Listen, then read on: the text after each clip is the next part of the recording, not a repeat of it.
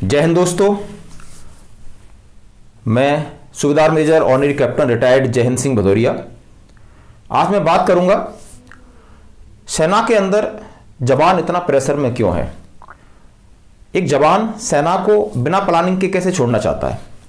दोस्तों, जैसा कि हम सभी जानते हैं कि भारतीय सेना के अंदर जो भी जवान है मैक्सिमम किसान बैकग्राउंड से हैं।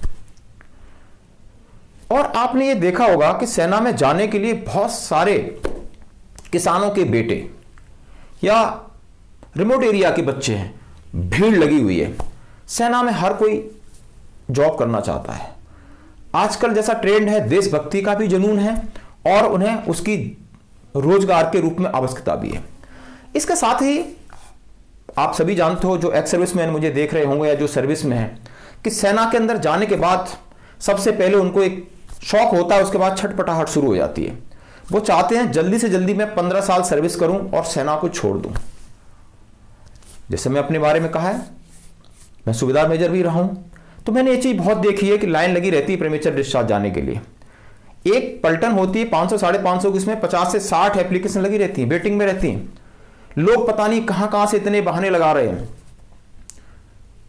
कई तरह के केस डालते हैं कि मुझे जल्दी से जल्दी घर जाना है, और उनके कारण कुछ और होते हैं दिमाग में और कागजों में कुछ और होते हैं। क्योंकि सेना के अंदर जो तनाव पैदा हुआ है, मैंने भी महसूस किया है और आप भी महसूस कर रहे होंगे, या जो अभी 15-16 साल निकल के आए वो भी महसूस कर रहे होंगे। यहां के उनके पास कोई सेकंड इनिंग का कोई प्लान नहीं होता है। 80% लोग डीएससी ज्वाइन करते हैं। डीएससी में वही सेना का एक हिस्सा है, लेकिन सिर्फ वहां एक नाइट ड्यूटी होती है और थोड़ा बहुत फटीग भी होता है, लेकिन वहां वो खुश हैं और सेना में खुश नहीं है। ऐसा क्या है? मेरी तरफ से मैं ऐसे 3 सुझाव देना चाहता हूं, जो हमारे आर्मी चीफ साहब हैं या जो मुझे सुन रहे हैं, ये मेरे सुझाव यदि आप पसंद आते हैं, इनको लाइक करें, शेयर करें। सबसे पहले मैं जानना चाहता हूं कि जवान को टाइम पर छुट्टी नहीं मिलती है, यानी उसकी 60 दिन एनुअल लीव है और 1 महीना सीएल है, यानी 90 डे छुट्टी उसके प्लानिंग के हिसाब से मिल जाए तो उसको कोई दिक्कत नहीं है। बट ये हो नहीं पाता है। लीव प्लान स्टार्टिंग में जनवरी में स्टार्ट शुरू हो जाता है। यूनिट के जो भी इवेंट्स हैं वो भी बहुत सारे पहले आ जाते हैं। हम सारे प्लान कर लेते हैं और अच्छे से प्लान करते हैं, लेकिन वो प्लान हमारा चल नहीं पाता है। क्यों? कि चाहे यूनिट फील्ड में है चाहे पीस में हो। कुछ 2 साल फील्ड के बाद पीस में आती है तो सोचता है कि मैं यहां थोड़ा आराम से रहूं, लेकिन पीस में फील्ड से ज्यादा प्रॉब्लम्स आ रही है। और प्रॉब्लम की मुख्य जड़ है कि जो नॉर्मल एम्प्लॉयमेंट है उसमें बहुत ज्यादा प्रॉब्लम आ रही है, जिसको हम फटीग भी कह सकते हैं। कोई भी जवान बीपीटी या पीपीटी से परेशान नहीं है। कोई भी जवान टैक्टिकल एक्सरसाइज बाहर लाठी या लेह में जाने से कोई परेशान नहीं है। फौज के अंदर प्रोफेशनल ट्रेनिंग करते हैं, यूनिट के अंदर कोई परेशान नहीं है। हर इंसान देश की सेवा के लिए कहीं भी नौकरी करना चाहता है, हर जवान, कोई भी तकलीफ नहीं है। सभी इस सेना को, भारतीय सेना को बहुत प्यार करते हैं, अपने देश को सभी प्यार करते हैं दोस्तों। लेकिन इस प्यार में कहीं ना कहीं उन्हें घुटन महसूस होने लगी है।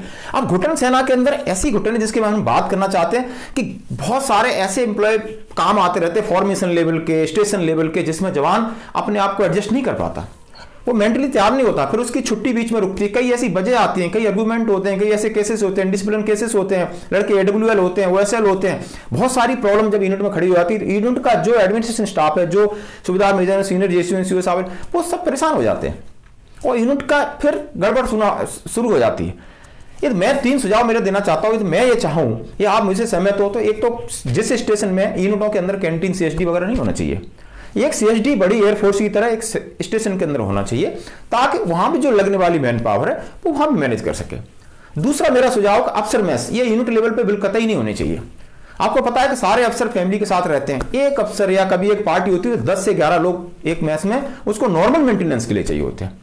तो स्टेशन में 1 या 2 मैसेज हो तो बहुत जरूरी है, पूरा स्टेशन कंट्रोल कर सकता है। वो मैन पावर आपको यूनिट को मिल जाएगी काम करने के लिए। तीसरी चीज है, बहुत सारे इंस्टीट्यूट होते हैं स्टेशन के अंदर, जैसे बहुत सारे पार्क हैं, बहुत सारे गार्डन हैं, कोई सैनिक जवानों के इंस्टीट्यूट हैं, कुछ और टाइप के अलग अलग हैं, बहुत सारे मंदिर हैं, गुरुद्वारे हैं जो परमानेंट वहां पर रहते हैं। उनके लिए स्टेशन हेडक्वार्टर में बहुत सारी मैन पावर होती है, वो उसको हैंडल कर सकते हैं।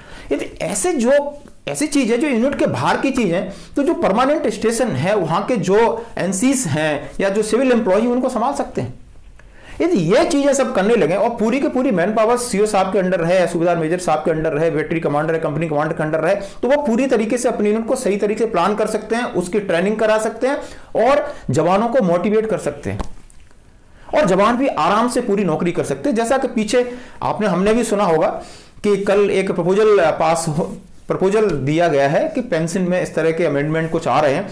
तो ये जैसा कि अभी काफी चीजें कंफ्यूज हैं, कभी चीजें ब्लैक एंड व्हाइट में क्लियर नहीं हुई जवानों के लिए, खासकर अफसरों का उन्होंने क्लियर दे रखा है, तो उसमें भी बहुत सारी भ्रांतियां हैं।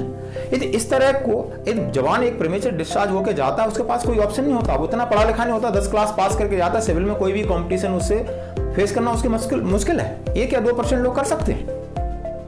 इसलिए मेरा सभी से आग्रह है जो सेना के अंदर नौकरी कर रहे हैं, इस चीज को समझें, अपने आप को संभालें थोड़ा, और ये चीज बहुत जल्दी बदलाव है। और मैंने पीछे आपको न्यूज में भी आया होगा कि ऐसा चीज पे विचार चल रहा है कि जो मैक्सिमम मैन पावर है वो यूनिट के अंदर है और यूनिट के लिए काम करे और अपनी ट्रेनिंग करे और देश की सेवा अपने आराम से कर सकते हैं। थैंक यू दोस्तों, ये था मेरा एक वीडियो, छोटा सा मेरा एक सजेशन था। ज्यादा से ज्यादा इसको लाइक करें, सब्सक्राइब करें और शेयर करें। Thank you. जय हिंद, जय भारत।